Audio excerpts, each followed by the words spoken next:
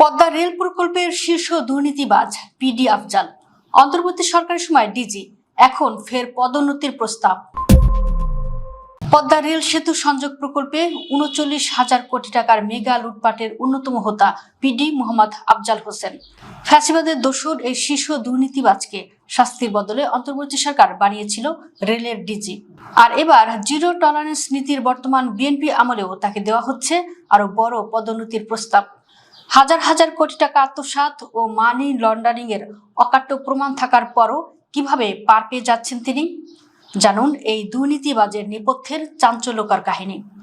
আওয়ামী লীগের আমলে দুর্নীতি লুটপাটের জন্য বহুল আলোচিত পদ্মা রেল সেতু প্রকল্পে দীর্ঘকাল পিডি ছিলেন মোহাম্মদ আফজাল হোসেন। তৎকালীন প্রধানমন্ত্রী শেখ হাসিনা ও শেখ রেহানার পছন্দেই তিনি এ পদে পদায়ন পান। 2021 থেকে 2024 সাল পর্যন্ত পিডি থাকার সময় তিনি পুরো রেল ভবন দাপিয়ে বেরিয়েছেন।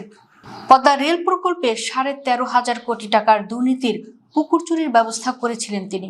তাকে শাস্তির বদলে রেল বিভাগের মহাপরিচালক ডিজি পদে পুরস্কৃত করেন অন্তর্বর্তী সরকারের উপদেষ্টা ফাউজুল কবির খান ও সচিব ফাহিমুল ইসলাম।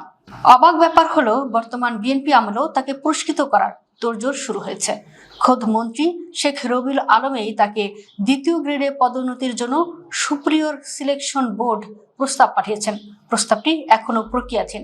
প্রধানমন্ত্রী তারেক রহমানের জিরো টলারেন্স সরকারের আমলে তাকে শুরুতেই সরিয়ে শাস্তির মুখোমুখি করাটা স্বাভাবিক ছিল, কিন্তু এর পরিবর্তে পদোন্নতির মাধ্যমে তাকে পুরস্কৃত করায় ব্যাপক আলোচনা সমালোচনা শুরু হয়েছে। পদ্মা সেতুর ৩৯,০০০ কোটি টাকাই জলে। পদ্মা রেল সেতু সংযোগ প্রকল্পে দেশের ইতিহাসে সবচেয়ে বড় লুটপাট হয়েছে। প্রকল্পে ব্যয় হয়েছে ৩৯,২৪৭ কোটি টাকা। অডিট বিভাগের সর্বশেষ 2023-24 অর্থ বছরের নিরীক্ষা প্রতিবেদনে বলা হয়েছে, অনিয়ম দুর্নীতির কারণে 13,361 কোটি 52 লাখ টাকা সরকারের আর্থিক ক্ষতি হয়েছে। অর্থাৎ বরাদ্দের 1/3 অর্থ আত্মসাৎ হয়ে গেছে। সংশ্লিষ্টরা বলছেন, পদ্মা সেতু নির্মাণের পর ঋণ নিয়ে রেল সেতু নির্মাণের কোনো প্রয়োজনীয়তাই ছিল না। অর্থাৎ প্রকল্প ব্যয়ের পুরো ৩৯,247 কোটি টাকাই জলে গেছে। ডক্টর ইউনূসের অন্তর্বর্তী সরকারের শুরুতে বলা হয়েছিল এ বিষয়ে বড় পদক্ষেপ নেওয়া হবে। শেখ হাসিনা ও শেখ রেহানাও এতে সরাসরি জড়িত। অডিট প্রতিবেদনে দুর্নীতির প্রমাণ মিললেও ব্যবস্থা নেওয়া হয়নি। উল্টো সৎ দাবিদার উপদেষ্টা ফাউজুল কবির ও সচিব ফাহিমুলের হাত দিয়ে দুর্নীতিবাজরা পুরস্কৃত হয়েছেন। হাসিনা রেহানার দুর্নীতির খতিয়ান ধামাচাপার চেষ্টাও চলছে। দুদক নড়ে চড়ে উঠলেও রেল বিভাগ থেকে তা থামিয়ে দেওয়া হয়। ডিজি আফজাল নিজেই এ প্রকল্পে দুর্নীতিতে জড়িত। শেখ হাসিনা ও রেহানার সঙ্গে তার সরাসরি যোগাযোগ ছিল। আফজাল দুদককে জানান, অডিট প্রতিবেদন মীমাংসা হয়ে যাবে এবং উপদেষ্টা ও সচিব তদন্ত চান না, ফলে দুদক এগোতে পারেনি। অডিট রিপোর্টে 13,500 কোটি টাকার মধ্যে 9,693 কোটি টাকার অনিয়ম মীমাংসা যোগ্য নয়।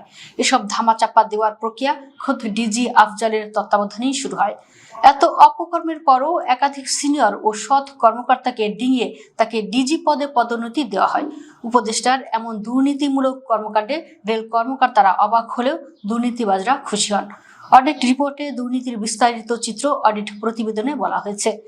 ঠিকাদারকে সুবিধা দিতে মূল চুক্তির বাইরে 556 কোটি টাকা অতিরিক্ত ব্যয় দেখিয়ে আত্মসাৎ করা হয়েছে।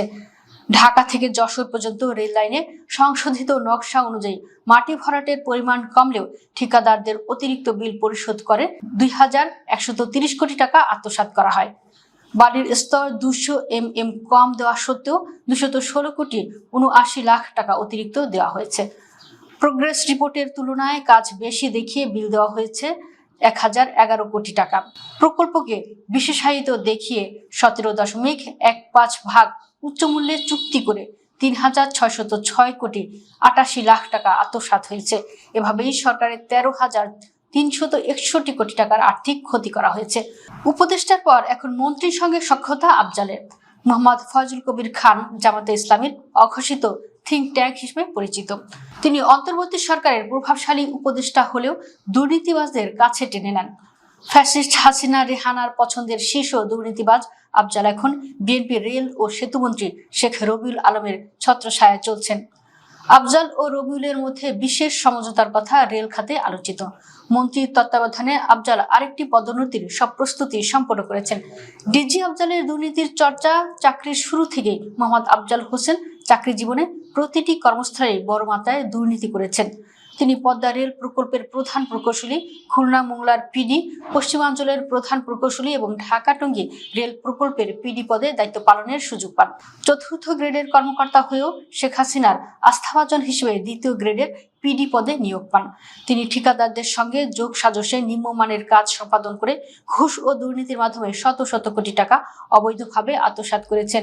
তিনি মন্ত্রী মুজিবুল হক ও সুজনের দুর্নীতির ডান হাত হিসেবে ক্ষমতার অপব্যবহার, স্বজনপ্রীতি ও লুটপাট করেছেন।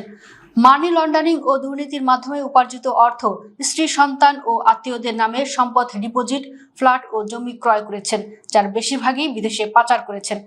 সরকারের আশীর্বাদ পুষ্ট থাকায় প্রাথমিক তদন্তে প্রমাণ পাওয়ার পরও দুদক ব্যবস্থা নিতে পারেনি। তার বিরুদ্ধে দুদকে মানি লন্ডারিং এর অভিযোগ রয়েছে। বিপুল অর্থ খরচ করে নথি চাপা দেওয়া হয়। ফরিদপুরের ভাঙা রেল স্টেশনে মাত্র 5 কোটি টাকা ব্যয়ের স্থলে 150 কোটি টাকারও বেশি ব্যয় করা হয়, যা আফজাল নিজেই অন্য কৌশলে প্রকল্পে অন্তর্ভুক্ত করেন। দুর্নীতির কারণে বিশ্ব ব্যাংক অর্থায়ন প্রত্যাহার করলে চীনের সঙ্গে চুক্তি হয়। শেখ হাসিনা ও রেহানা চীনা প্রতিষ্ঠানের মাধ্যমে দফায় দফায় ব্যয় বাড়িয়ে নেন। লুটপাটের ফন্দি হিসেবে পদ্মা রেল সংযোগ নামে নতুন প্রকল্প হাতে নেওয়া হয়।